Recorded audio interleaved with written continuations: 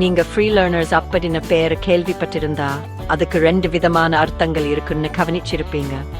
Break time 0.5 செய்வீங்க. நீங்க ஒரு ஆசிரியராயிருந்தா இந்த வித்தியாசம் உங்களுக்கு ரொம்பவே முக்கியம். வாங்க இதை பற்றி விரிவா சொல்றேன். முதல்ல யூகேல இருக்க ஃப்ரீ லேர்னர்ஸ் பற்றி பார்ப்போம். இது ஒரு நிமிஷம் கற்பனை பண்ணி பாருங்க. பெற்றோர்களும் குழந்தைகளும் ஒன்னா சேர்ந்து மண்டை தோண்டி ஏதாவது புதுசா கட்டி ஆக்ஸ்போர்ட்ல இருக்க ஹோகாக்ரே காமன் எக்கோ பார்க்ல இயற்கையை ரசிக்கிறாங்க. இது வெறும் விளையாட்டு குழுவோ இல்ல வகுப்போ கிடையாது. இங்க எல்லாருமே ஒருத்தருக்கொருத்தர் துணையா இருக்காங்க. குழந்தைகளும் பெரியவங்களும் சேர்ந்து சமூக தோட்டம் போடுது, புதுசா ஏதாவது வெளியில விளையாடுறதுன்னு பல வேலைகளை செய்றாங்க.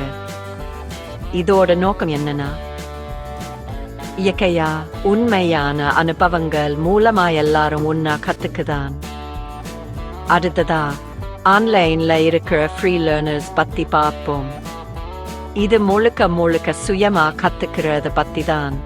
சில பேர் இத அன்ஸ்கூலிங் அப்படின்னு சொல்லுவாங்க.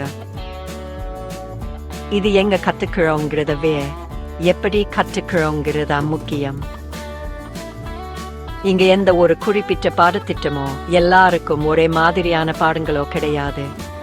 இதுக்கு பதிலா கத்துக்கிறவங்க எந்த வயசுல இருந்தாலும் சரி, அவங்களோட ஆர்வத்தை பொறுத்து என்ன படிக்கணும், எப்படி படிக்கணும்னு அவங்களே முடிவு பண்ணுவாங்க. இது ரொம்பவே எளிமையானது. நேரடியா அனுபவபூர்வமா கத்துக்கலாம். அவங்களுக்கு ஏற்ற மாதிரி இருக்கும். அதனா நீங்க ஃப்ரீ லேர்னர்ஸ் அப்படின்னு கேட்கும்போது ஞாபகம் வச்சுக்கோங்க, யூகேல இது பெற்றோர்களுக்கும் குழந்தைகளுக்கும் ஒரு உண்மையான சமூக அடிப்படையிலான சாகஸ் பயணம். Break time claim point.